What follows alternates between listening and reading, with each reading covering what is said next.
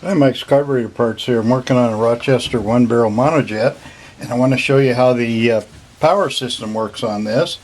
So if you have trouble with your power, this might be something you need to look at.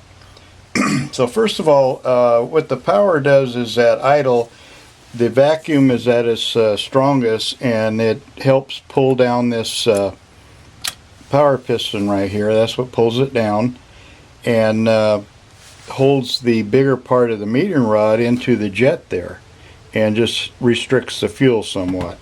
And as you power up, the vacuum decreases and it lifts the metering rod out of the metering jet and allows more fuel in.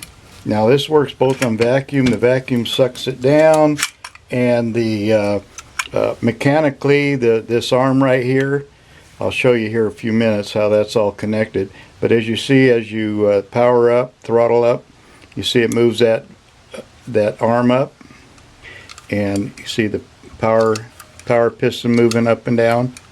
So when you put power on it, it lifts that metering rod out of the jet and allows more fuel in. Now let me take it out, show you how it's assembled right there. There's a return spring underneath that power piston. You want to be sure it's there, and I do believe we do have them available. Hung the screw out to Never Land. Okay, we'll have to find that. Okay, so here it is. That's your assembly, and it uses this is a little arm here, or shaft, that pulls it down, goes in that slot right there. Buff this off with a wire buffer to get it clean.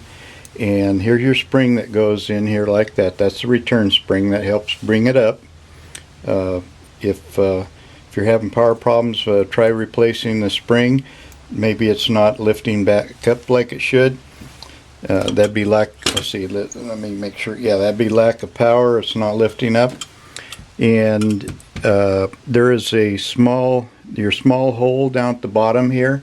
That's where it supplies the vacuum, so you want to blow through that and make sure it blows through the bottom. You'll feel it come out the bottom here in your vacuum passage.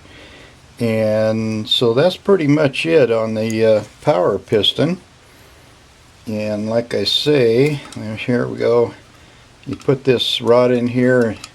You need 3 or 4 hands to do all this, and that rod just fits into the piston in that groove right there, and you got the spring in, and put your metering rod in this hole, and then you hook your rod up here, which I'll have to do off camera because I have to go find the screw. Now these arms right here that run the power piston are they wear out pretty easily, so look for wear, and if it's wore out, replace it. Okay, so that's how the power piston works. Thank you for watching.